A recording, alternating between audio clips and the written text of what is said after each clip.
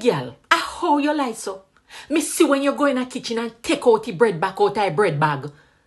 Proverbs 22:12 say lying lips are an abomination unto the Lord. I mean, no raise no abomination in here. Then me sis is where you sit down with your hand pan your jaw corner so. Like you hear bad news or are you afraid? Missus, stop your nice. 1 Peter 5:7 say, cast all your care upon him, for he careth for you. When you take it to Master God, left it right there so nobody go take you up back. Junior, hurry up and go tie out the goat boy. Tap chat about you afraid. Afraid of what? You know you way Bible say, for God has not given you a spirit of fear, but of a sound mind. So hurry up and go tie out the goat before dark come down.